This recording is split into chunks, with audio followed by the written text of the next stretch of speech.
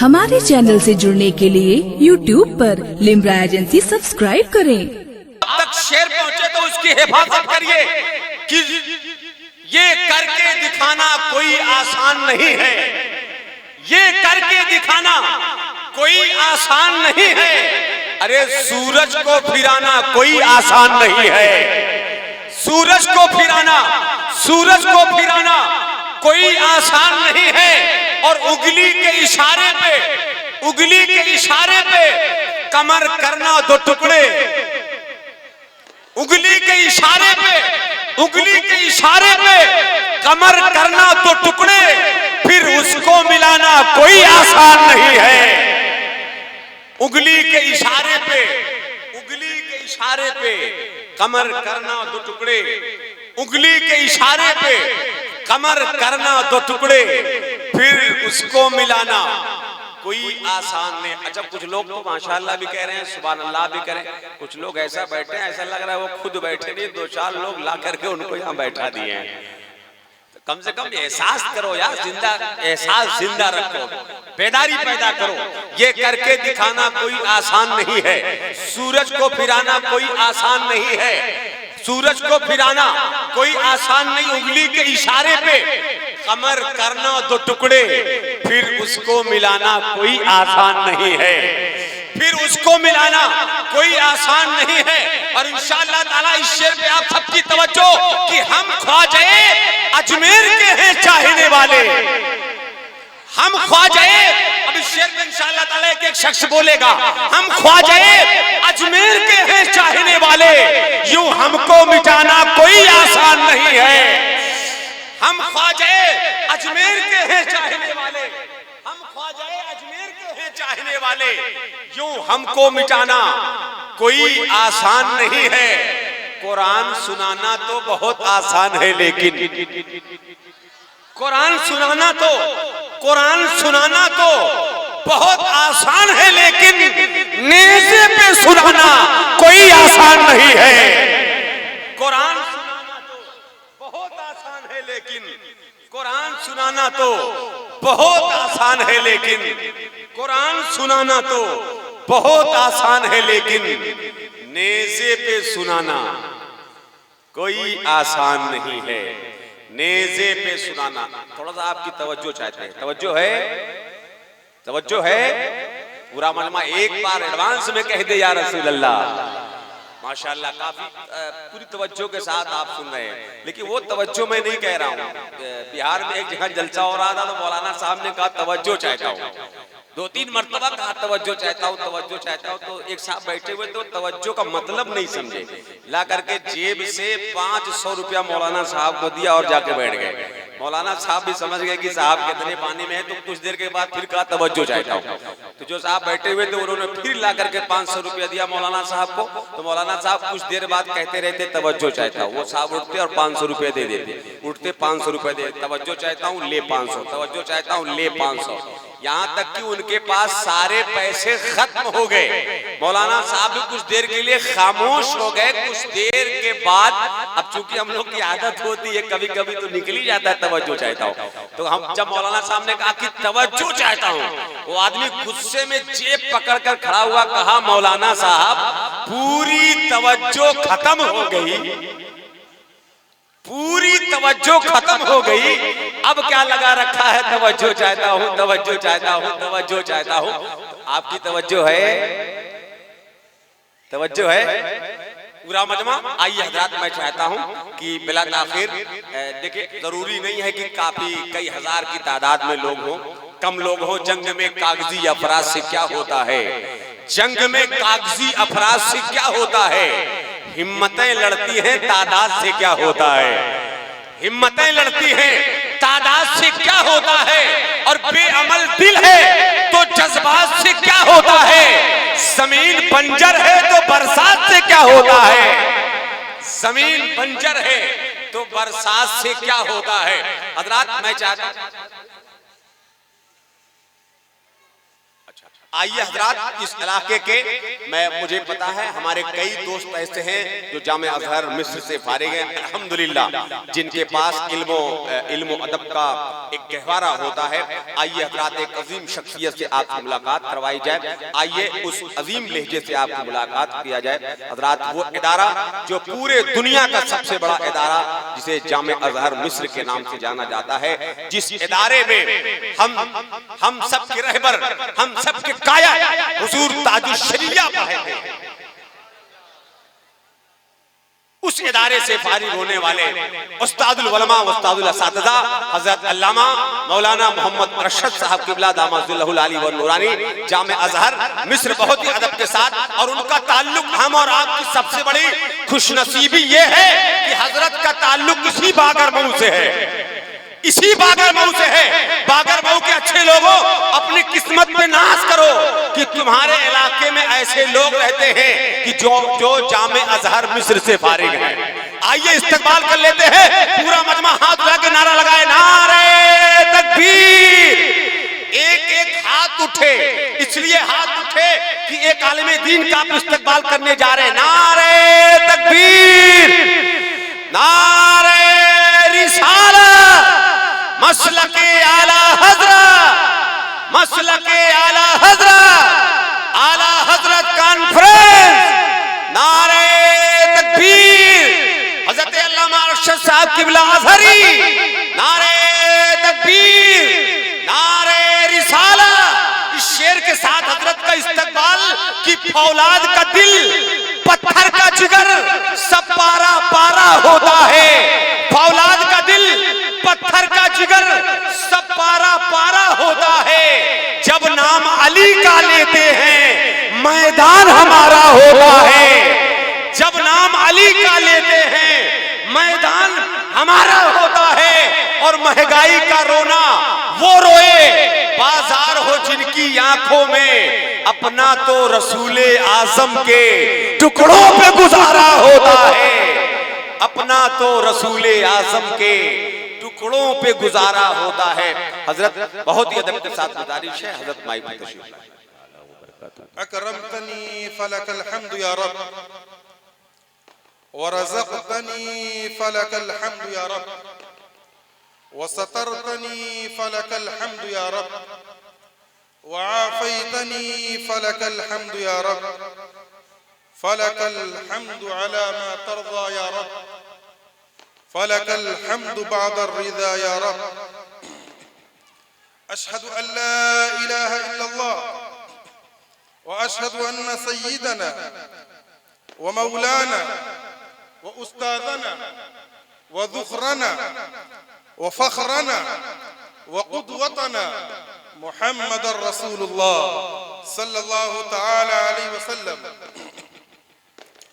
فقد قال الله تبارك وتعالى في القرآن المجيد والفرقان الحميد، ومن أعرض عن ذكري فإن له معيشة ضنكا ونحشره يوم القيامة أعمى، قال رب لم حشرتني أعمى وقد كنت بصيرا، قال كذلك أتتك آياتنا فنسيتها وكذلك اليوم تنسى، فقد قال الله تبارك وتعالى في موضع آخر، إن الله وملائكته يصلون على النبي يا أيها الذين آمنوا صلوا عليه وسلموا تسليما، صلى الله على النبي الأمي وآله صلى الله تعالى عليه وسلم، صلاة وسلاما عليك يا رسول الله۔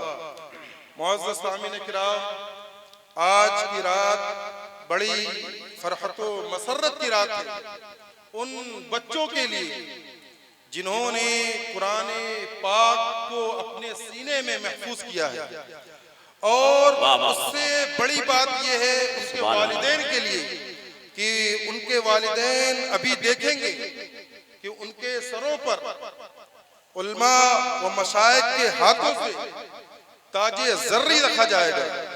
یہ حافظ قرآن کا اعجاز یہ دنیا میں ہے، لیکن اس سے بڑا اعجاز کل قیامت کے دن اللہ تبارک و تعالی ان کے والدین کو عطا فرمائے گا۔ حضور علیہ السلام نے ارشاد فرمایا من قرأ القرآن وعمل به البس والدہ، جس نے قرآن کو اپنے سینے میں حفظ کر لیا اور پھر قرآن کو یاد کرا، قیامت کے دن اللہ تبارک و تعالی ان کے والدین کو ایسا تاج پہنائے گا۔ حضور نے فرمایا ضوءہ احسن من ضوء الشمس، جس کی روشنی سورج کی روشنی سے بھی زیادہ ہوگی۔ سبحان اللہ، سبحان اللہ۔ قرآن کا اعجاز ہے دنیا میں، اور ان کے والدین کو جو انعام اور اعجاز سے نوازا جائے گا کل قیامت کے دن، وہ منظر بھی ہم لوگ دیکھیں گے۔ اللہ نے ارشاد فرمایا، ہم نے ابھی قرآن کی آیت کی تلاوت کی، وَمَنْ أَعْرَضَ عَنْ ذِكْرِي فَإِنَّ لَهُ مَعِيشَةً ضَنْكًا وَنَحْشُرُهُ يَوْمَ الْقِيَامَةِ أَعْمَىٰ۔ اللہ نے ارشاد فرمایا، جس شخص نے میرے ذکر سے اعراض کیا۔ مفسرین کرام نے ذکر کے یہاں پر مختلف معانی کیے ہیں، لیکن ایک معانی لے کر ہم اپنی بات کو آگے بڑھائیں گے، وہ معانی قرآن کا لے کر چلیں گے۔ اللہ نے ارشاد فرمایا وَمَنْ أَعْرَضَ عَنْ ذِكْرِي فَإِنَّ لَهُ مَعِيشَةً، جس نے میرے قرآن سے روگردانی کی، جس نے میرے قرآن سے منہ پھیر لیا، فَإِنَّ لَهُ مَعِيشَةً، بے شک اس کے لیے تنگ دستی ہے، وَنَحْشُرُهُ يَوْمَ الْقِيَامَةِ أَعْمَىٰ، اللہ فرماتا ہے کہ ہم اس کو قیامت کے دن اندھا اٹھائیں گے۔ قَالَ رَبِّ لِمَ حَشَرْتَنِي أَعْمَىٰ وَقَدْ كُنْتُ بَصِيرًا، بندہ کہے گا قیامت کے دن، اے میرے پروردگار، میں تو اخیارہ تھا، وَكُنْتُ بَصِيرًا، آج تو نے مجھے اندھا کیوں اٹھایا؟ آواز آئے گی قَالَ كَذَلِكَ أَتَتْكَ آیَاتُنَا، کہ تمہارے پاس ہماری نشانیاں آتی تھی تو فَنَسِيتَهَا، تو تم نے ہماری نشانیوں کو بھلا دیا، وَكَذَلِكَ الْيَوْمَ تُنسَىٰ، آج تم کو ایسے ہی بھلا دیا جائے گا۔ یہ قرآن کا اعجاز ہے۔ اللہ کے رسول صلی اللہ تعالی علیہ وآلہ وسلم نے ارشاد فرمایا من قرأ حرفا من القرآن فلہ عشر امثالها، جس شخص نے قرآن کا ایک حرف بھی پڑھا تو اللہ تبارک و تعالی اس کے نام اعمال میں فرشتوں سے 10 نیکیاں لکھوا دی جاتی ہیں۔ حضور نے فرمایا وَلَا أَقُولُ أَلِفْ لَامْ مِيم حَرْفٌ وَاحِدٌ، میں یہ نہیں کہتا کہ الف لام میم صرف ایک حرف ہے، بلکہ حضور نے فرمایا الف لام میم حرف واحد، الف حرف، حضور نے فرمایا کہ الف ایک حرف ہے، ولام حرف، اور لام ایک حرف ہے، ومیم حرف، اور میم ایک حرف ہے۔ جس شخص نے بھی الف لام میم کی تلاوت کی، اللہ تبارک و تعالی اس کے نام اعمال میں 30 نیکیاں لکھ دیتا ہے۔ سبحان اللہ، سبحان اللہ، واہ واہ واہ واہ۔ اور جو شخص پورا قرآن حفظ کر لیتا ہے، اور جو شخص پورا قرآن پڑھ لیتا ہے، اللہ ہی جانتا ہے کہ اس کے نام اعمال میں کتنی نیکیاں لکھ دی جاتی ہیں۔ اللہ کے رسول نے ارشاد فرمایا علموا اولادکم ثلاثۃ خصال، اپنی اولادوں کو 3 چیزیں سکھاؤ، اپنی اولادوں کے سینے میں 3 چیزیں ڈال دو۔ پہلی چیز حب نبیکم، اپنے نبی کی محبت سکھاؤ، سبحان اللہ، سبحان اللہ، وحب اہل بیتی، اہل بیت کی محبت سکھاؤ، اہل بیت سے محبت کرنا اپنی اولادوں کو سکھاؤ، وتلاوت القرآن، اور قرآن کا پڑھنا سکھاؤ۔ یہ حضور علیہ السلام کی تعلیمات ہے جو حضور علیہ السلام نے ہم کو دیا ہے۔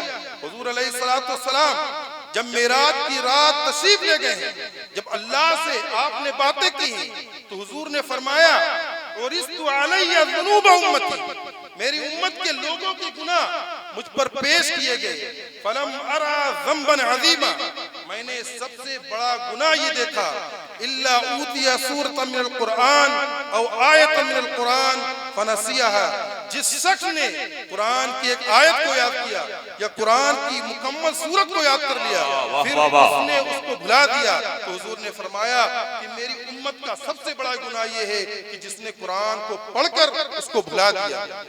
یہ اعجاز بھی اللہ نے حافظ قرآن کے لیے رکھا ہے، اور سب سے بڑا گناہ بھی یہ رکھا ہے کہ اگر حافظ قرآن یا غیر حافظ قرآن اگر ناظرہ کر کے قرآن کو بھول جاتا ہے تو حضور نے فرمایا وَرِثْتُ عَلَيَّ ذُنُوبَ أُمَّتِي، میری امت کے سب سے بڑا گناہ مجھ پر پیش کیے گئے. فَلَمْ أَرَى ذَنْبًا عَظِيمًا، میں نے سب سے بڑا گناہ یہ دیکھا کہ میری امت کے لوگوں نے قرآن کی ایک آیت یاد کی یا سورت یاد کی فَنَسِيَهَا، تو اس کو بھلا دیا. سب سے بڑا گناہ یہ ہے تو قرآن کی تلاوت کریں. اللہ نے ارشاد فرمایا ان اللہ و ملائکہ یصلون علی النبی، بے شک اللہ اور اس کے فرشتے درود بھیجتے ہیں آپ نبی کریم صلی اللہ تعالی علیہ وآلہ وسلم پر. اے ایمان والو تم بھی درود پاک پڑھا کرو نبی کریم صلی اللہ تعالی علیہ وآلہ وسلم پر. ایک چیز آپ لوگ ہمیشہ دھیان رکھیں، جب بھی نبی کریم صلی اللہ تعالی علیہ وآلہ وسلم کا نام سنیں تو آپ پر درود پاک پڑھنا واجب ہو جاتا ہے. ہم جلسے میں حضور کا نام سنتے رہتے ہیں، جب بھی کسی کے منہ سے نبی کریم صلی اللہ تعالی علیہ وآلہ وسلم کا نام سنے تو اس پر درود پاک پڑھیں. حضور نے ارشاد فرمایا من صلی علیہ صلاۃ واحدہ، جس شخص نے مجھ پر ایک مرتبہ درود پاک پڑھا صلی اللہ و ملائکتہ 10 مرات، اللہ اور اس کے فرشتے اس پر 10 مرتبہ درود بھیجتے ہیں. واہ واہ واہ، پھر حضور نے ارشاد فرمایا ومن صلی علیہ 10 مرات صلی اللہ و ملائکتہ 100 مرات، جس شخص نے مجھ پر 10 مرتبہ درود پاک پڑھا اللہ اور اس کے فرشتے اس پر 100 مرتبہ درود پاک پڑھتے ہیں. پھر حضور علیہ السلام نے ارشاد فرمایا من صلی علیہ 100 مرہ صلی اللہ و ملائکتہ 1000 مرات، جس شخص نے مجھ پر 100 مرتبہ درود پاک پڑھا اللہ اور اس کے فرشتے اس پر 1000 مرتبہ درود پاک پڑھتے ہیں. ومن صلی علیہ 1000 مرہ، بے شک بے شک، جس شخص نے مجھ پر 1000 مرتبہ درود پاک پڑھا حرم اللہ جسدہ علی النار، اللہ تبارک و تعالی اس پر جہنم کی آگ حرام فرما دیتا ہے. یہ حضور علیہ السلام کا نام جب بھی سنیں تو کثرت کے ساتھ حضور علیہ السلام پر درود پاک پڑھیں. صحابہ نے عرض کیا یا رسول اللہ من البخیل یا رسول اللہ، یا رسول اللہ کنجوس کون ہے، بخیل کون ہے؟ حضور علیہ السلام نے ارشاد فرمایا البخیل الذی ذکرت عنده فلم یصلی علیہ، بخیل اور کنجوس وہ شخص ہے جس کے نزدیک میرا نام لیا جائے وہ شخص مجھ پر درود پاک نہ پڑھے. سب سے بڑا بے شک بے شک. تو حضور علیہ السلام پر درود پاک پڑھنے کی اتنی فضیلت آئی ہے. اگر آپ جنت کا ٹکٹ چاہتے ہیں تو نبی کریم صلی اللہ تعالی علیہ وآلہ وسلم پر کثرت کے ساتھ درود پاک پڑھا کریں. حضور نے فرمایا من نسی الصلاۃ علیہ فقد اخطا طریق الجنہ، جو شخص مجھ پر درود پڑھنا بھول گیا وہ جنت کا دروازہ ہی بھول جاتا ہے. بے شک بے شک. یہ حضور علیہ السلام کی ارشادات ہیں، فرمودات ہیں. اللہ کے رسول ارشاد فرماتے ہیں ان للہ ملائکہ سیاحین، بے شک اللہ کے کچھ فرشتے ہیں جو زمین میں چکر لگاتے ہیں، وہ یہ دیکھتے ہیں کہ اللہ کے نیک بندے کہاں پر. اللہ نعرے صلی اللہ تعالی علیہ وآلہ وسلم نے ارشاد فرمایا ان للہ ملائکہ سیاحین، بے شک اللہ کے کچھ فرشتے ہیں سیاحین ہیں جو زمین میں چکر لگاتے ہیں اور وہ یہ دیکھتے ہیں اللہ کے نیک بندے کہاں پر اللہ اور اس کے رسول کا ذکر کر رہے ہیں. وہ فرشتے اس مجلس میں آتے ہیں اور جو اس مجلس میں جو لوگ حضور علیہ السلام پر درود پاک پڑھتے ہیں وہ فرشتے ان لوگوں کا درود لے جا کر نبی کریم صلی اللہ تعالی علیہ وآلہ وسلم کے روضہ انور پر پیش کرتے ہیں اور فرماتے ہیں یا رسول اللہ فلاں ابن فلاں آپ پر درود پاک پڑھ رہا ہے. حدیث میں آتا ہے کہ نبی کریم فَيَرُدُّهُ النَّبِيُّ صلی اللہ تعالی علیہ وسلم من قبری، حضور علیہ السلام اپنی قبر انور سے اس شخص کے درود کا جواب بھی دیتے ہیں.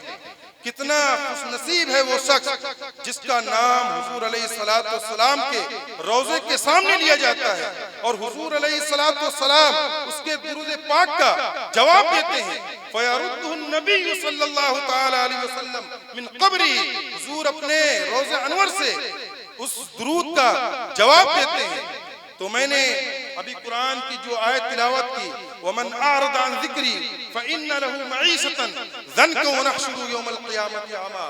جس شخص نے میرے ذکر سے یعنی میرے قرآن سے روگردانی کی، جس شخص نے میرے قرآن سے منہ پھیر لیا فَإِنَّ لَهُ مَعِيشَةً، ہم اس کی زندگی کو تنگ کر دیں گے. وَنَحْشُرُهُ يَوْمَ الْقِيَامَةِ أَعْمَى، ہم اس کو قیامت کے دن اندھا اٹھائیں گے. قَالَ رَبِّ لِمَ حَشَرْتَنِي أَعْمَى وَقَدْ كُنْتُ بَصِيرًا. بندہ کہے گا اے میرے پروردگار، میں تو اخیارہ تھا، تو نے مجھے اندھا کیوں اٹھایا؟ آواز آئے گی قَالَ كَذَلِكَ أَتَتْكَ آيَاتُنَا، کہ تمہارے پاس ہماری نشانیاں آتی تھی تو تم نے ہماری نشانیوں کو جھٹلا دیا. وَكَذَلِكَ الْيَوْمَ تُنسَى، آج تم کو ایسے ہی جھٹلا دیا جائے گا. آج کے اس جلسے میں قرآن کے مطابق کچھ باتیں آپ کے گوشے گزار کرنی ہے. اللہ کے نبی علیہ السلام کے سینے پر اترنے والی قرآن، یہ وہ قرآن ہے جس کا ایک ایک لفظ نور اور روشنی دیتا ہے. اس کتاب میں ہدایت بھی ہے، اس کتاب کو کتاب ہدایت بھی کہا جاتا ہے، اور یہ نور کا سرچشمہ ہے. اور جو شخص اس کتاب سے وابستگی اختیار کر لیتا ہے، اللہ تبارک و تعالی دارین میں اس کو سرخرو کرتا ہے.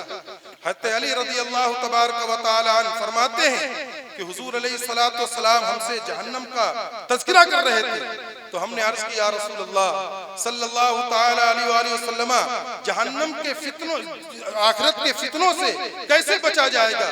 تو حضور علیہ السلام نے ارشاد فرمایا کہ تمہارے پاس قرآن ہے، قرآن کو مضبوطی سے پکڑے رہنا، تم کبھی گمراہ نہیں ہوگے. جو شخص قرآن کے علاوہ کی ہدایت ڈھونڈتا ہے تو اللہ تبارک و تعالی اس کو گمراہ کر دیتا ہے. قرآن کے علاوہ دنیا کی کسی کتاب کے بارے میں یہ دعویٰ نہیں کیا جا سکتا کہ اس کتاب میں کوئی غلطی نہیں. دنیا کا بڑا سے بڑا مصنف جب اپنی کتاب لکھتا ہے، کتاب کے آخر میں اور ابتدا میں یہ ضرور لکھتا ہے اگر میری اس کتاب میں آپ کو کوئی غلطی نظر آئے تو اس کے لیے مجھے مطلع کرنا تاکہ آئندہ سے اس کی اصلاح کی جائے اور اس کتاب میں غلطی نہ رہے. لیکن جب ہم قرآن کو کھول کر دیکھتے ہیں تو اس کا پہلا لفظ آتا ہے ذالک الکتاب لا ریب فیہ، اس کتاب میں غلطی کی کوئی گنجائش نہیں. یہ اعجاز صرف اللہ نے قرآن کو عطا کیا ہے. قرآن کے علاوہ کسی کتاب کے بارے میں یہ دعویٰ نہیں کیا جا سکتا کہ اس کتاب میں غلطی نہیں. اس کا ایک ایک لفظ اور ایک ایک حرف صداقت پر مشتمل ہے. حتی امام شافعی رضی اللہ تبارک و تعالی عنہ نے ایک کتاب لکھی اور اپنے شاگرد سے کہا اس کتاب کو تم میرے سامنے پڑھو. آپ کے شاگرد نے وہ کتاب پڑھی، آپ نے اس کی غلطی پر متنبہ کیا. کاش اگر اس لفظ کی جگہ یہ لفظ ہوتا تو کتنا ہی اچھا ہوتا، اگر اس حرف کی جگہ یہ حرف ہوتا کتنا ہی اچھا ہوتا. تغیر تبدل کرتے رہے، آخری اگلے دن پھر کہا اس کتاب کو پڑھو، پھر وہ کتاب پڑھی گئی، پھر نئی غلطی پر متنبہ کیا. اس طریقے سے 70 مرتبہ وہ کتاب امام شافعی کے نزدیک پڑھی گئی. 70 مرتبہ پڑھی جانے کے بعد امام شافعی نے کہا دعو، اس کتاب کو چھوڑ دو. شافعی کی کتاب اس لائق ہی نہیں کہ اس میں غلطی کی گنجائش ہی نہیں ہے. یہ اعجاز صرف قرآن کو حاصل ہے کہ قرآن میں غلطی کی کوئی گنجائش نہیں. دنیا کے بڑے سے بڑے دانشور، دنیا کے بڑے سے بڑے ادیب، بڑے سے بڑے شاعر، ان کو بطور تحدی یہ کہا گیا وہ کتاب جس کو ہم نے اپنے بندے خاص محمد عربی صلی اللہ علیہ وآلہ وسلم پر نازل کیا ہے، تم اس کتاب کے مقابل میں ایک چھوٹی سی آیت لا کر دکھا دو، چھوٹی سی سورت لا کر دکھا دو، لیکن سب کے سب قاصر تھے. قرآن کا مقابلہ کوئی کر ہی نہیں سکا، قرآن کا مقابل کوئی لا ہی نہیں سکا. الاتقان فی علوم القرآن میں امام جلال الدین سیوطی لکھتے ہیں اگر قرآن کا مثل لایا جانا ممکن ہوتا تو بدر اور احد کی لڑائیاں ہی نہیں ہوتی. سیدھا کام یہ تھا کہ ہم قرآن کا مقابل لے آتے. اگر کوئی شخص نظم جوڑنے بیٹھ جائے تو قرآن کی عظمت کو، اس کی معنویت کو نہیں چھو سکتا. ایک یہودی نے ایک کتاب لکھی قرآن کے مقابلے میں الفرقان الحق کے نام سے. 7 سال کی محنت اس نے کی اور اس نے یہ دعویٰ کیا کہ میں قرآن کا مقابل لے آیا ہوں. اور قرآن کی ایک بڑی مشہور سورت ہے، جب اس کو پڑھو گے تو آپ کو متنبی کی زندگی یاد آئے گی۔ اس نے بھی دعویٰ کیا تھا کہ ہم قرآن کا مقابل لے آئے ہیں۔ قرآن کی ایک سورت ہے القاریۃ ملقاریہ، کھڑکھڑانے والی، کانوں کے پردے چیر دینے والی وہ گرج، وہ آواز، ملقاریہ۔ تم جانتے ہو یہ ملقاریہ کیا ہے؟ وما ادراک ملقاریہ، اے اپنے علم پر نازا انسان، تجھے نہیں معلوم کہ ملقاریہ کیا ہے؟ ایک دور میں متنبی نے بھی یہ دعویٰ کیا تھا کہ ہم قرآن کا مقابل لے آئے ہیں، تو اس نے ایک نظم بنائی تھی، الفیل ملفیل وما ادراک ملفیل۔ فیل عربی میں ہاتھی کو کہتے ہیں، لیکن ایک نظام اللہ تبارک و تعالی نے رکھا، سوال در سوال کرتا چلا گیا، القاریۃ ملقاریہ وما ادراک ملقاریہ۔ اس دن انسان پتنگوں کی طرح زمین پر پڑے ہوں گے، کسی کا کوئی پرسان حال نہیں ہوگا۔ اللہ تبارک و تعالی اپنے پورے قہر و جلال میں ہوگا۔ اللہ تبارک و تعالی غصے میں کہے گا، این المتکبرون، کہاں ہیں گھمنڈ کرنے والے، کہاں ہیں تکبر کرنے والے؟ اس وقت کسی کی ہمت نہیں ہوگی کہ اللہ کے سامنے اپنے سر کو اٹھائے۔ پھر اللہ تبارک و تعالی پوچھے گا، این الملوک، کہاں ہے بادشاہ؟ کوئی اپنے سر کو نہیں اٹھائے گا۔ تو ایک ضابطہ رکھا گیا، القاریۃ ملقاریہ وما ادراک ملقاریہ۔ یہ سوال در سوال کرتے چلے گئے۔ تو متنبی نے بھی دعویٰ کیا تھا کہ ہم قرآن کا مقابل لے آئے، تو اس نے ایک نظم کو جوڑا، تو اس نے کہا الفیل ملفیل وما ادراک ملفیل۔ عربی میں فیل ہاتھی کو کہتے ہیں، بچہ جانتا ہے ہاتھی کیا ہے، لیکن وہ نظم کو جوڑنے بیٹھ گیا، لیکن قرآن کی معنویت کا مقابلہ نہیں کر سکا۔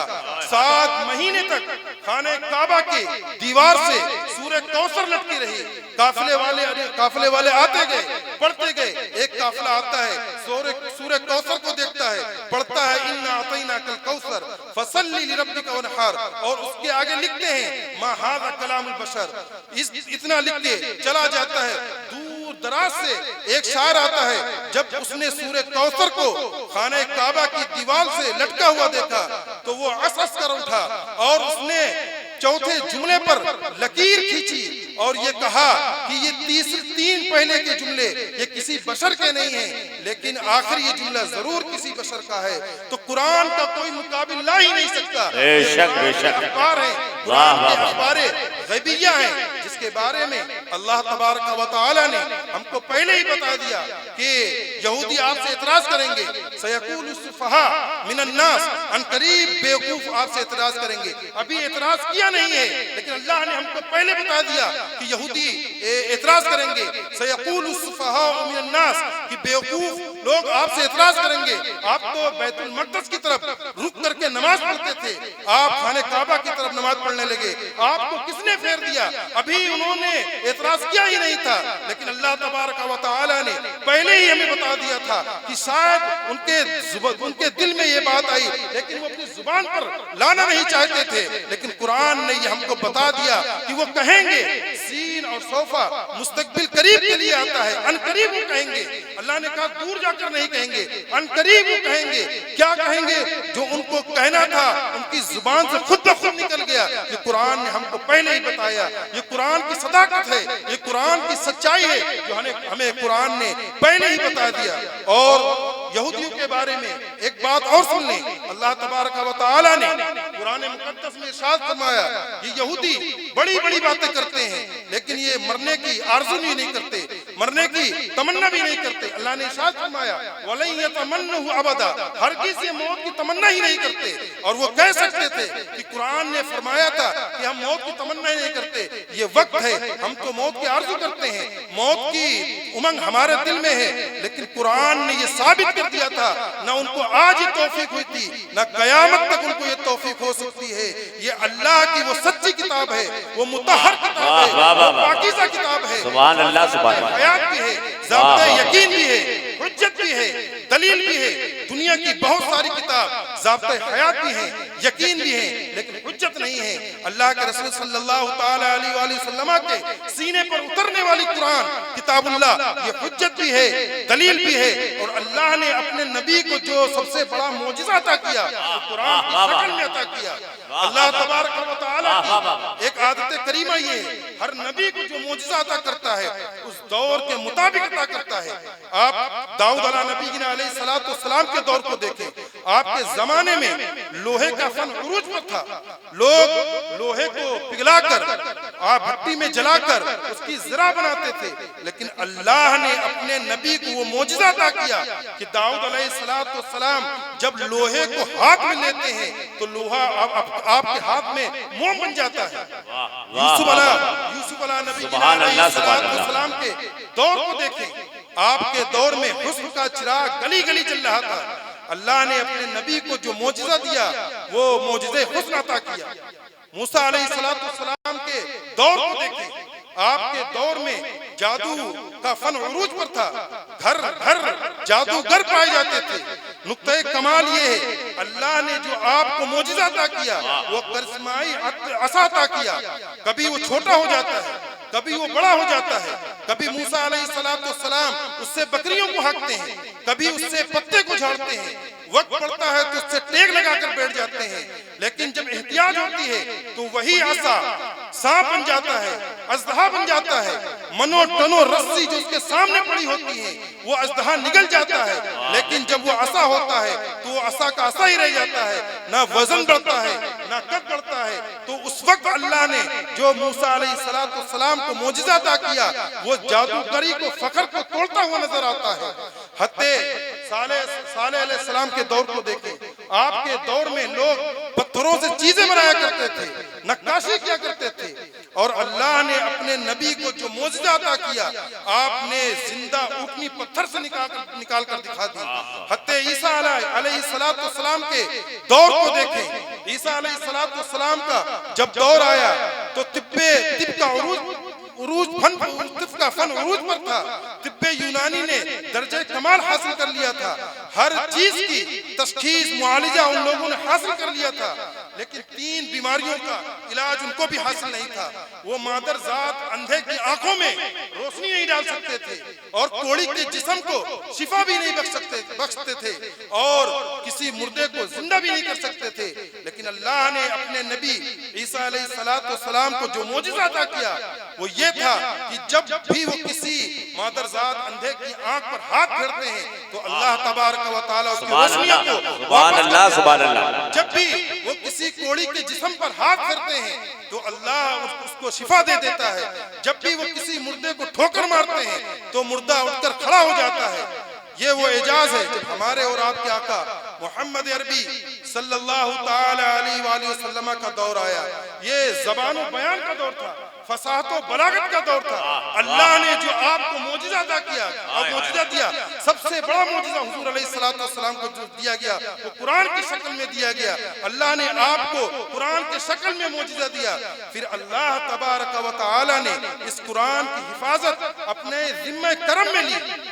دنیا کے اوپر آسمانی کتابیں بہت ساری کتابیں نازل ہوئی، لیکن کسی بھی کتاب کی حفاظت کی ذمہ داری اللہ تبارک و تعالی نے اپنے اوپر نہیں لی، کیونکہ ان کتابوں کے بعد نئی کتاب آئے گی، اگر اس میں تحریف موجود ہوگی تو وہ نئی کتاب اس خلا کو پر کر دے گی، لیکن حضور علیہ السلام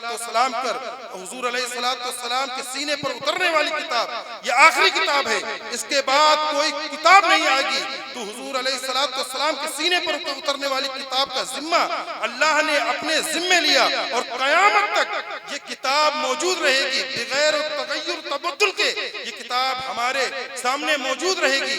آج ہمیں یہ کوشش کرنا چاہیے قرآن کے مفاہیم کو، قرآن کے مطالب کو، قرآن کے مفہوم کو ہمیں سمجھ کر پڑھنا چاہیے۔ اللہ کا کیا پیغام ہمارے نام ہے، اللہ کس چیز کی دعوت ہمیں دے رہا ہے، ہمیں معلوم ہی نہیں۔ اور حضور علیہ السلام نے ارشاد فرمایا جو شخص یہ چاہتا ہے کہ اللہ سے سرگوشی کرے، اللہ سے کلام کرے، حضور نے فرمایا من اراد ان یتکلم مع ربہ فلیقرأ القرآن، جو شخص اللہ سے باتیں کرنا چاہتا ہے تو قرآن کو کھول کر بیٹھ جائے، تو اس کو پتہ چلے گا کہ اللہ تبارک و تعالی ہم سے کیا باتیں کر رہا ہے۔ قرآن کے نزول کا مقصد یہ نہیں ہے، قرآن اس لیے نازل نہیں کیا گیا کہ ہم اس کے تلاوت کو پڑھتے رہیں، بلکہ قرآن کا اصل مقصد جو ہے وہ ہم نے چھوڑ دیا ہے۔ ہم سادہ سا سوال آپ سے کرنا چاہتے ہیں، اگر آپ کا بچہ انگلش میڈیم اسکول میں پڑھتا ہے، وہ انگلش فرافر پڑھتا ہے، اسپیلنگ بھی پڑھتا ہے، اور اگر آپ اس سے پوچھیں اس اسپیلنگ اس لفظ کا معنی کیا ہے تو وہ کہے گا مجھے معلوم نہیں، تو آپ کہو گے اس اسکول میں پڑھنے سے ایک فائدہ ہی کیا ہے جب تمہیں انگلش کے معنی ہی نہیں آتے، ٹرانسلیٹ ہی نہیں آتا۔ لیکن افسوس آج ہم قرآن کی تلاوت پر بھی مطمئن ہیں، اللہ کا پیغام ہمارے نزدیک کیا ہے ہم اس کو سمجھنے کی کوشش ہی نہیں کرتے ہیں، اور اللہ نے ہمیں کیا پیغام دیا ہے ہم سمجھتے ہی نہیں ہیں۔ بسا اوقات یہ ہوتا ہے جلسوں میں ہم جاتے ہیں، ہم نے دیکھا ہے قاری قرآن تلاوت کر رہا ہوتا ہے اور پورا مجمع سبحان اللہ ماشاء اللہ کہہ رہا ہوتا ہے، جھوم رہا ہوتا ہے، لیکن وہ قاری قرآن ان آیتوں کی تلاوت کر رہا ہوتا ہے جو آیتیں عذاب پر مشتمل ہیں، ہمیں معلوم ہی نہیں ہے، اور وہاں پر استغفر اللہ کہنے کی جگہ تھی لیکن ہمیں اللہ کا پیغام معلوم ہی نہیں ہے۔ اللہ تبارک و تعالی ہم سے کیا کہہ رہا ہے؟ ہم سبحان اللہ الحمدللہ کہہ رہے ہیں، ہم جب اپنے بزرگوں کی تاریخ پڑھتے ہیں تو ہم تھر تھرا کر رہ جاتے ہیں۔ حضرت جنید بغدادی رضی اللہ تبارک و تعالی عنہ نے اپنے مرید کو ایک صندوق دیا، کہا جاؤ اس صندوق کو دریائے دجلہ کے موجوں کے سپرد کر دینا، اور کہا سنو اس صندوق کو کھول کر مت دیکھنا، اس صندوق میں کیا ہے؟ کامل مرید وہی ہوتا ہے جو اپنے شیخ کے رازوں کی حفاظت کرے، کامل مرید وہی ہوتا ہے جو اپنے شیخ کے رازوں کی حفاظت کرے۔ وہ مرید اس صندوق کو لے جا کر دریائے دجلہ کے قریب پہنچتا ہے، دریائے دجلہ میں جب اس نے اس صندوق کو ڈالا تو دیکھتا کیا ہے؟ دریائے دجلہ نے راستہ پھاڑ دیا اور صندوق کو اپنے آغوش میں لے گیا۔ اس کو بڑی حیرت ہوئی، واپس جنید بغدادی کے پاس آیا، کہا حضرت میں آپ سے کبھی بھی سوال نہ کرتا، اگر میری آنکھوں نے یہ منظر نہ دیکھا ہوتا، اگر میری آنکھوں نے یہ منظر نہیں دیکھا ہوتا تو میں کبھی بھی آپ سے سوال نہیں کرتا۔ آپ بتائیں اس صندوق میں کیا تھا؟ اگر وہ چیز اتنی مقدس تھی، اتنی پاکیزہ تھی تو آپ نے اس کو پھکوایا کیوں ہے؟ میرے لیے یہ معمہ بن گیا ہے، میرے دل کو سکون ہی نہیں پڑتا۔ حضرت جنید بغدادی نے کہا مجھے معلوم ہے تمہارے دل کو اضطراب ہی نہیں آئے گا، تمہارے دل کو سکون ہی نہیں آئے گا، تمہارے دل کو قرار ہی نہیں آئے گا۔ اور حضرت جنید بغدادی نے کہا 12 سال کی محنت شاقہ سے، تصوف کے رموز و غماوت سے میں نے ایک کتاب تصنیف کی، اور 12 سال تک اس کتاب کی نوک جھوک کو تلاش کرتا رہا، اور میں یہ سوچتا رہا کہیں میری اس کتاب کا کوئی جملہ شریعت مطہرہ سے ہٹ کر تو نہیں ہے۔ پھر میں 12 سال یہ سوچتا رہا اس کتاب کو لوگوں تک پہنچاؤں یا نہ پہنچاؤں۔ پھر میں 12 سال کی محنت کو میں نے دریائے دجلہ کے سپرد کر دیا، لیکن آج میں اس نتیجے پر پہنچا ہوں کہ قرآن کے ہوتے ہوئے لوگوں کو جنید کی کتاب کی کوئی ضرورت نہیں ہے۔ اتنی صافی ہے، اتنی کافی ہے، روشنی بھی دیتی ہے، نور بھی دیتی ہے۔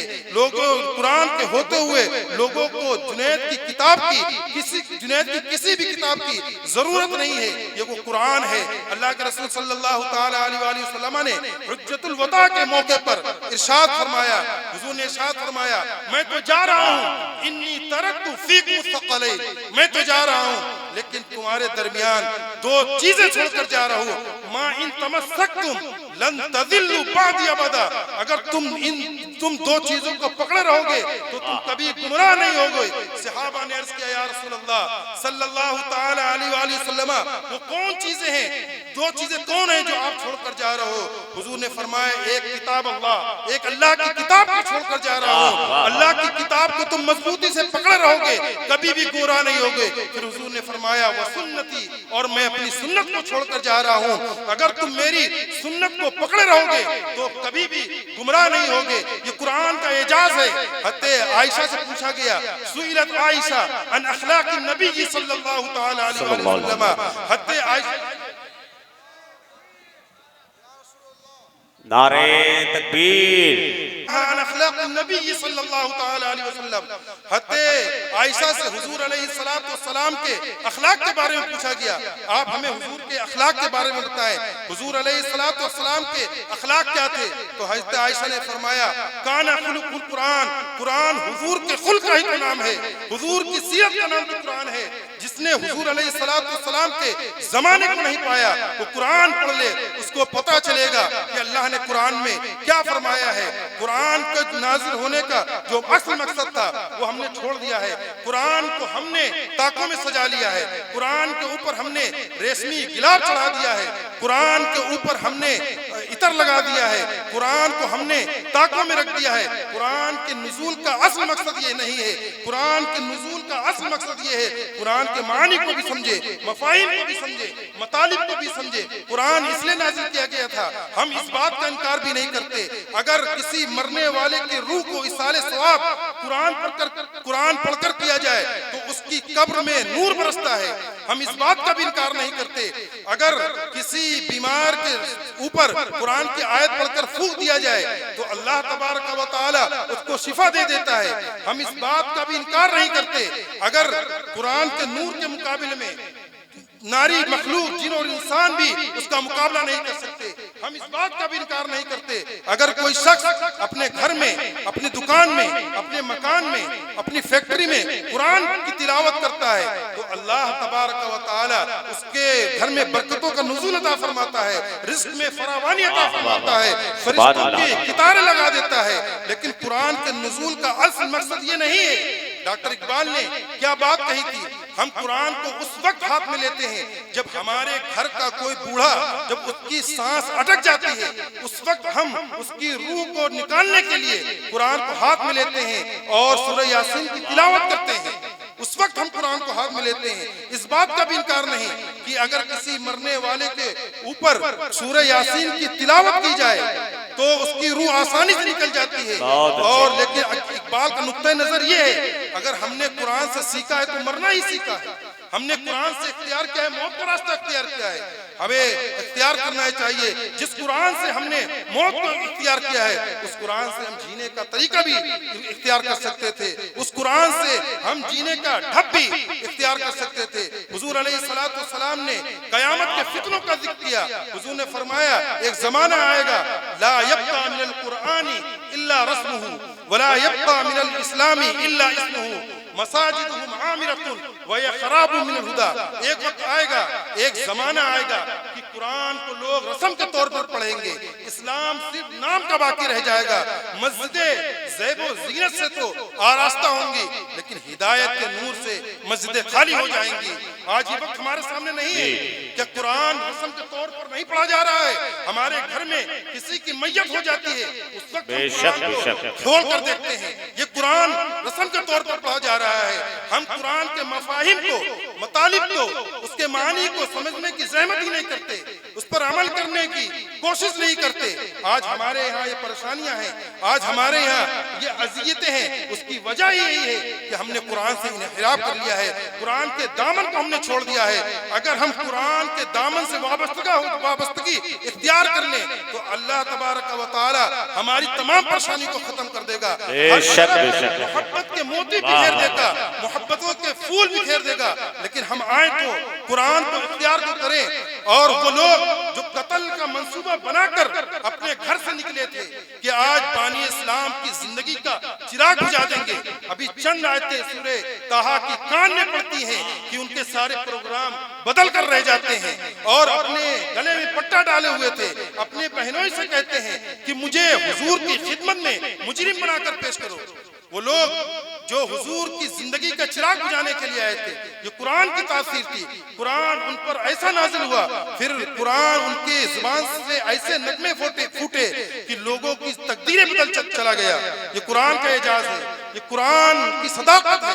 حضرت عمر فاروق کے دور میں، دور ہمایوں میں، مسجد نبوی میں مرد بھی نماز پڑھتے ہیں، عورتیں بھی نماز پڑھتی ہیں، لیکن جب آپ کا دور آیا تو آپ نے مسجد نبوی میں عورتوں کو باجماعت نماز پڑھنے سے روک دیا اور کہا کہ مسجد نبوی میں اب عورتیں نماز نہیں پڑھیں گی۔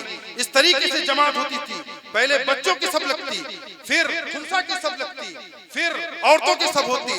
آپ کے دور خلافت میں آپ نے عورتوں کو مسجد نبوی میں آنے سے منع کر دیا، اور مرد بھی آتے تھے، عورتیں بھی آتی تھی۔ ایک عورت اتنی خوبصورت تھی کہ اللہ نے اس کو جمال عطا کیا تھا، ایک نوجوان اس کے راستے کو روک کر کھڑا ہو جاتا، 2 4 5 دن کے بعد اس عورت نے کہا تیرا معاملہ کیا ہے، تو ہر دن میرے راستے میں رکاوٹ بنتا ہے۔ اس شخص نے اپنے قلب کی خواہش کا اظہار کیا، تو اس نے کہا میں تیرے اوپر مٹنا چاہتا ہوں۔ اس عورت نے کہا کہ میری ایک شرط ہے، میری ایک شرط تو پوری کر دے، میں تیری ہر خواہش پوری کر دوں گی، میں تیری ہر تمنا پوری کر دوں گی، میں تیری ہر آرزو کو پوری کر دوں گی۔ اس شخص نے کہا جلدی بتاؤ، میں تو آپ کے لیے آسمان سے تارے بھی توڑ سکتا ہوں۔ اس عورت نے کہا میری کوئی اتنی لمبی چوڑی شرط نہیں ہے، میری خواہش یہ ہے، میری آرزو یہ ہے کہ تو 40 دن تک فاروق اعظم کے پیچھے نماز پڑھ لے۔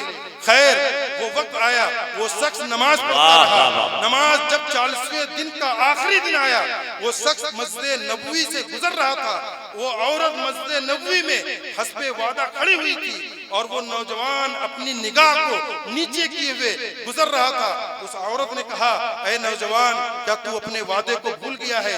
جو وعدہ تو نے مجھ سے کیا تھا تو کیا بھول گیا ہے؟ اس نوجوان نے کہا اے عورت سن، اب تیری مجھے کوئی ضرورت نہیں ہے، عمر نے میرے دل کا تعلق رب سے جوڑ دیا ہے، اب تیری بالکل بھی ضرورت نہیں ہے۔ آج ہم اپنے اندر اتر کر دیکھیں، اگر کوئی شخص ہمارے پیچھے 40 سال سے نماز پڑھ رہا ہے، اگر اس کے اندر کوئی تبدیلیاں نہیں آتی تو ہمیں غور کرنا چاہیے، ہمیں اپنے رویوں کو دیکھنا چاہیے کہ ہم کہاں پر کھڑے ہیں۔ یہ حضرت عمر فاروق رضی اللہ تبارک و تعالی عنہ نے اس کی زندگی بدل کر رکھ دی، اور 40 سال تک لوگ ہمارے پیچھے نماز پڑھتے رہتے ہیں لیکن ان کا رویہ نہیں بدلتا۔ یہ قرآن کی تاثیر تھی جو لوگوں کے دلوں کو بدل دیتی ہے، تو قرآن کے دامن سے وابستگی اختیار کر لیں۔ آج یہ امت پریشان ہے، یہ امت کیوں پریشان ہے؟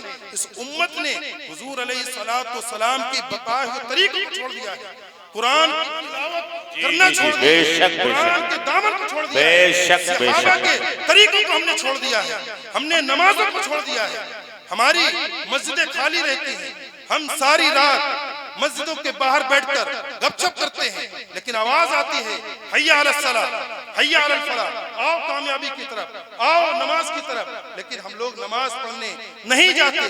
کتنی بڑی محرومی ہے۔ اللہ تبارک و تعالی جب کسی سے ناراض ہوتا ہے تو وہ اپنے سورج کو حکم نہیں دیتا کہ تیری کرنیں اس کے گھر میں نہیں جانا چاہیے، چاند کو یہ حکم نہیں دیتا کہ تیری روشنی فلاں میرا نافرمان ہے اس کے گھر میں نہیں جانا چاہیے، لیکن اللہ تبارک و تعالی جب کسی سے ناراض ہوتا ہے تو سجدے کی توفیق چھین لیتا ہے، سجدے کی توفیق نہیں دیتا۔ ہم اور آپ اپنے اندر اتر کر دیکھیں، 5 وقتہ نماز کی آواز، اذان کی آواز ہمارے کانوں میں آتی ہے، ہم مسجد کے باہر بیٹھے رہتے ہیں لیکن ہمیں توفیق نہیں ہوتی کہ ہم مسجد میں چلے جائیں، ہماری گھر کی عورتوں کو یہ توفیق نہیں ہوتی کہ ہم مسجد میں جا کر، ہماری گھر کی عورتوں کو یہ توفیق نہیں ہوتی کہ اللہ کا پیغام ہمارے پاس آیا ہے، ہم اللہ کے پیغام کو سن کر اور اس کی بارگاہ میں اپنے سر کو سجدے میں رکھتے ہیں، لیکن نہیں رکھتے، پھر ہم گھومتے رہتے ہیں، پھر ہم مزاروں پر گھومتے ہیں، اللہ کے یہاں ہم دکھا اپنا سناتے نہیں ہیں، صاحب مزار کے پاس جاتے ہیں، ان سے اپنا دکھڑا سناتے ہیں، ان کی مزار پہ جانا جہاں نیک لوگ ہوتے ہیں وہاں دعا قبول ہوتی ہے، ضرور قبول ہوتی ہے۔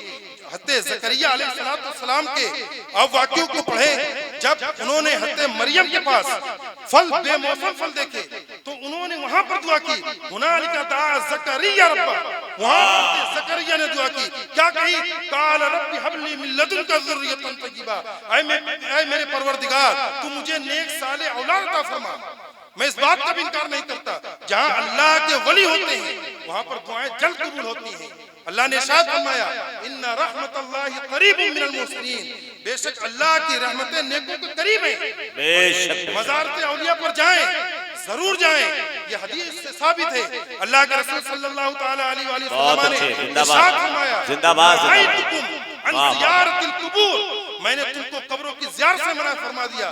پھر حضور نے ارشاد فرمایا فَزُرُوهَا فَإِنَّا تُذَكِّرُكُمُ الْآخِرَةَ, تم قبروں کی زیارت کرا کرو کیونکہ قبروں کی زیارت تمہیں آخرت کی یاد دلاتی ہے. بہت اچھے, زندہ باد زندہ باد. اولیاء کرام کے وسیلے سے دعا مانگے, اللہ تبارک و تعالی آپ کی ہر دعا کو قبول کرے گا. لیکن جو قرآن کا اصل مقصد ہے, جو ہمیں قرآن نے بتایا ہے کہ ہمیں نماز کی پابندی کرنا چاہیے, قرآن میں 1 مرتبہ نہیں, 2 مرتبہ نہیں, 3 مرتبہ نہیں, 750 مرتبہ اللہ تبارک و تعالی نے نماز کی تاکید کی ہے. اس کے باوجود بھی ہم نماز نہیں پڑھتے, ہم نماز کو چھوڑے ہوئے ہیں. کتنی محرومی ہے ہمارے لیے کہ ہم اللہ کے رسول صلی اللہ تعالی علیہ وسلم کی فرمان کے ساتھ نافرمانی کر رہے ہیں. یہ ہمارے اولیاء کے طریقوں کو دیکھیں, ہمارے بزرگان دین کے طریقوں کو دیکھیں, خواجہ صاحب کے طریقوں کو دیکھیں.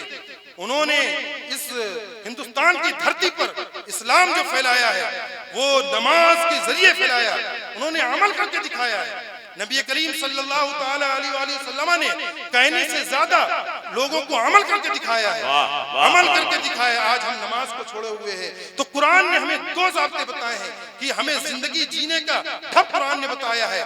آج ہمارے اندر ایمان کی حرارت نہیں ہے, آج وہ روشنی جو ہمیں قرآن نے دی ہے ہم اس کو چھوڑے بیٹھے ہیں. قرآن نے جو جینے کا ڈھب ہمیں سکھایا ہے اس کو ہم نے چھوڑ دیا ہے.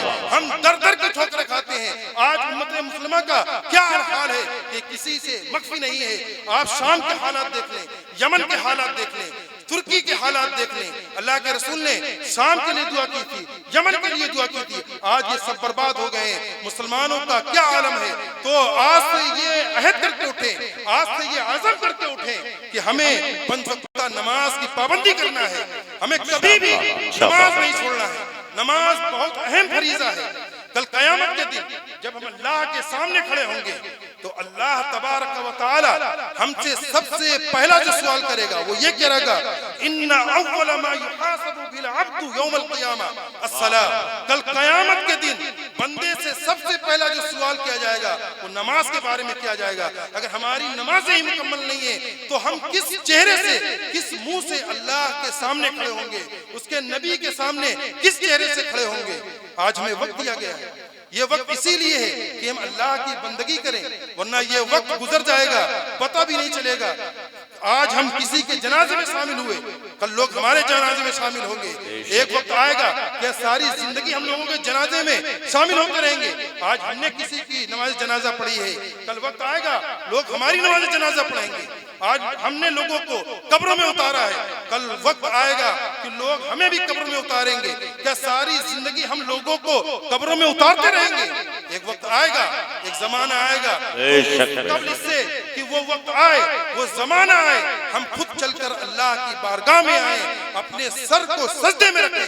یہی اصل زندگی ہے, یہی قرآن کی تعلیمات ہے, یہی حضور علیہ السلام کی سنتیں ہیں اور حضور کے ارشادات یہی ہیں, باقی کچھ نہیں ہے. اصل زندگی یہی ہے کہ ہم حضور علیہ السلام کی سنتوں پر عمل کریں, صحابہ کے بتائے ہوئے طریقے پر چلیں.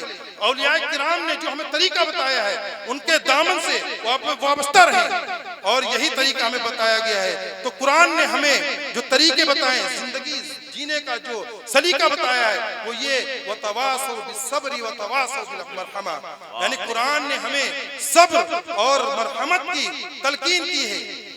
صبر اور مرحمت جس نے اختیار کر لی تو اس کی زندگی سمر جاتی ہے. اس دنیا میں 2 طریقے کے لوگ ہیں, ایک وہ لوگ جو پریشان حال ہیں, دکھی ہیں, اذیت میں مبتلا ہیں. دوسرا وہ طبقہ جن کو اللہ نے دولت سے نوازا ہے, دولت کی فراوانی ہے اور ان کے پاس پیسوں کے انبار ہیں.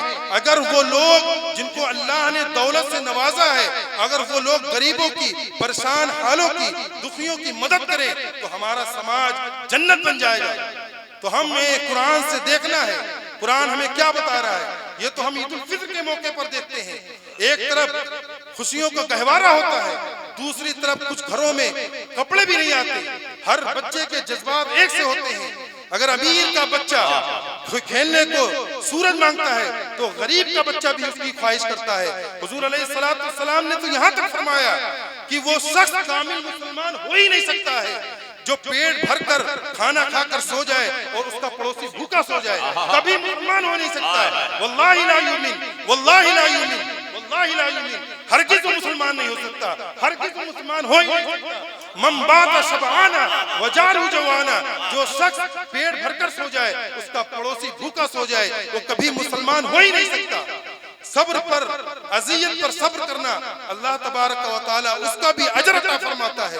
ایک خاتون نبی کریم صلی اللہ تعالی علیہ وآلہ وسلم کی خدمت میں حاضر ہوئی اور عرض کی, یا رسول اللہ صلی اللہ تعالی علیہ وآلہ وسلم, مجھے مرگی کے دورے پڑتے ہیں, یا رسول اللہ آپ دعا کر دیں یہ مرگی کے دورے ختم ہو جائیں. اللہ کے رسول نے فرمایا اگر آپ کہتی ہیں تو میں دعا کر دیتا ہوں, لیکن اگر آپ صبر کریں تو اللہ تبارک و تعالی صبر کے بدلے میں آپ کو جنت عطا فرمائے گا. اس خاتون نے کہا, یا رسول اللہ صلی اللہ تعالی علیہ وآلہ وسلم, ہمیں جنت کا سودا منظور ہے, لیکن حضور اتنی دعا کر دیں جب ہمیں مرگی کے دورے آتے ہیں تو ہمارا سطر کھل جاتا ہے, اتنی دعا کر دیں کہ جب ہم گریں تو ہمارا سطر نہ کھلے. اللہ کے رسول صلی اللہ تعالی علیہ وآلہ وسلم نے دعا کر دی تو اس کا سطر نہیں کھلتا تھا, لیکن اس کو جنت والا سودا منظور تھا. وہ لوگ جو صبر پر, جو اذیتوں پر صبر کرتے ہیں, ایسے لوگ بھی ہیں. عائشہ رضی اللہ تبارک و تعالیٰ عنہ سے مروی ایک حدیث ہے, حضرت عائشہ فرماتی ہیں کہ حضور علیہ السلام کا دریائے رحمت جوش میں تھا اور حضور نے کہا, اے عائشہ جو مانگنا ہو مانگ لو. حضرت عائشہ کہتی ہیں, یا رسول اللہ صلی اللہ تعالی علیہ وآلہ وسلم, اگر آپ اجازت دیں میں اپنے والد سیدنا صدیق اکبر سے مشورہ نہ کر لوں.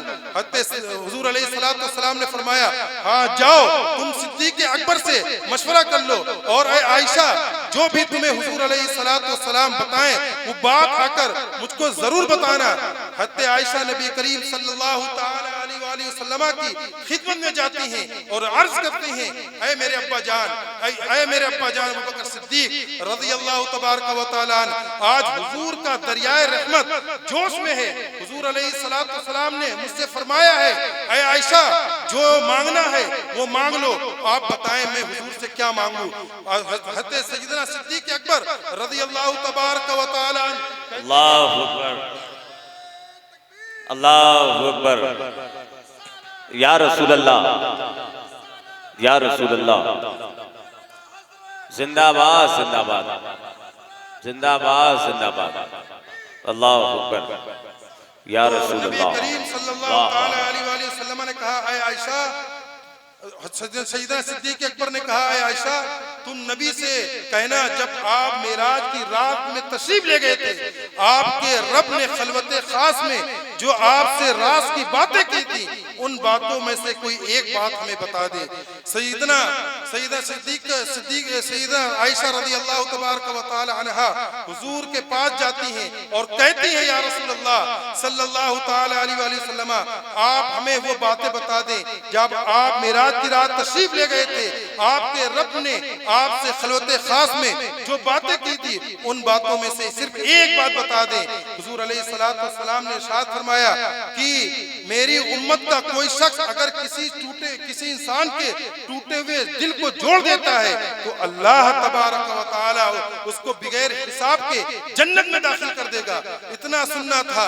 سیدہ عائشہ رضی اللہ تبارک و تعالی عنہا اپنے والد کے پاس آتی ہیں, جب یہ بیان کرتی ہیں صدیق اکبر رضی اللہ تبارک و تعالی عنہ زارو کتار رونے لگتے ہیں. سیدہ عائشہ کہتے ہیں, ابا جان آپ رو کیوں رہے ہیں, ہم تو پریشان حالوں کے پریشانیوں کو دور کر دیتے ہیں, دکھی کے دکھ کو ہم دور کر دیتے ہیں, آپ رو کیوں رہے ہیں. سیدنا صدیق اکبر نے فرمایا, اے عائشہ تم نہیں جانتی ہو, اس کا معقوس بھی پڑھیے, اگر حضور کی امت کا کوئی شخص کسی کے ٹوٹے ہوئے دل کو جوڑ دیتا ہے اللہ تعالیٰ اس کو بغیر حساب کے جنت میں داخل کر دیتا ہے. اگر کوئی شخص کسی کا دل توڑ بھی دیتا ہے, توڑ دے گا تو اللہ اس کو ڈائریکٹ جہنم میں داخل کر دے گا. تو قرآن نے ہمیں یہ بتایا, وَتَوَاسَوْا بِالصَّبْرِ وَتَوَاسَوْا بِالْمَرْحَمَةِ, کہ صبر کی تلقین کی اور مرحمت کی تلقین تلقین کی، غریبوں پر رحم کی کریں اور پریشان حالوں کی پریشانی میں ان کے ساتھ دیں۔ اللہ نے ارشاد فرمایا وَمَنْ أَعْرَضَ عَنْ ذِكْرِي فَإِنَّ لَهُ مَعِيشَةً ضَنْكًا وَنَحْشُرُهُ يَوْمَ الْقِيَامَةِ أَعْمَىٰ، جس شخص نے میرے قرآن سے روگردانی کی فَإِنَّ لَهُ مَعِيشَةً، ہم اس کی زندگی کو تنگ کر دیں گے، وَنَحْشُرُهُ يَوْمَ الْقِيَامَةِ أَعْمَىٰ، ہم اس کو قیامت کے دن اندھا اٹھائیں گے۔ بندہ کہے گا قَالَ رَبِّ لِمَ حَشَرْتَنِي أَعْمَىٰ، اے میرے پروردگار تو نے مجھے اندھا کیوں اٹھایا، وَكُنْتُ بَصِيرًا، میں تو اخیارہ تھا۔ آواز آئے گی قَالَ كَذَلِكَ أَتَتْكَ آيَاتُنَا فَنَسِيتَهَا، کہ تمہارے پاس ہماری نشانیاں آتی تھی تو تم نے اس کو جھٹلا دیا، وَكَذَلِكَ الْيَوْمَ تُنسَىٰ، آج تم کو ایسے ہی جھٹلا دیا جائے گا۔ اگر آپ چاہتے ہیں کہ آپ کا گھر جنت میں نبی کریم صلی اللہ تعالی علیہ وآلہ وسلم کے ساتھ بنے تو حضور کی سنتوں سے محبت کرنا سیکھ جائیں۔ سب سے بڑا اسلوب، سب سے بڑا طریقہ اور جنت میں جانے کا یہی ہے کہ نبی کی سنت سے محبت کرنا سیکھ جائیں۔ حضور نے فرمایا من احب سنتی فقد احبنی ومن احبنی کان معی فی الجنہ، جس شخص نے میری سنت سے محبت کی یقیناً اس نے مجھ سے محبت کی، اور جس شخص نے مجھ سے محبت کی اس کا گھر میرے ساتھ، کل جنت میں اس کا گھر میرے ساتھ ہوگا۔ تو یہ حضور علیہ السلام کے فرامین تھے، قرآن کی تعلیمات یہی تھی، قرآن کا خلاصہ یہی تھا۔ اللہ کی بارگاہ میں دعا ہے اللہ تبارک و تعالی ہم سب لوگوں کو 5 وقتہ نماز پڑھنے کی توفیق عطا فرمائے، ہم سب کو حضور علیہ السلام کی سنتوں پر عمل کرنے کی توفیق عطا فرمائے، ہم سب لوگوں کو حرمین شریفین کی زیارت نصیب عطا فرمائے۔ جو لوگ حرمین شریفین کی زیارت کر چکے ہیں انہیں دوبارہ حرمین شریفین کی زیارت نصیب عطا فرمائے۔ ہم میں جو لوگ بیمار حال ہیں ان کو شفائے کاملہ و عاجلہ عطا فرمائے، ہمارے آباء و اجداد کی مغفرت فرمائے، انہیں جنت الفردوس میں اعلیٰ سے اعلیٰ مقام عطا فرمائے، اور ہم لوگوں کو شراب اور جوئے کی بلا سے محفوظ فرمائے، اور ہم سب کا حشر حضور علیہ السلام کے ساتھ فرمائے۔ وآخر دعوانا ان الحمدللہ۔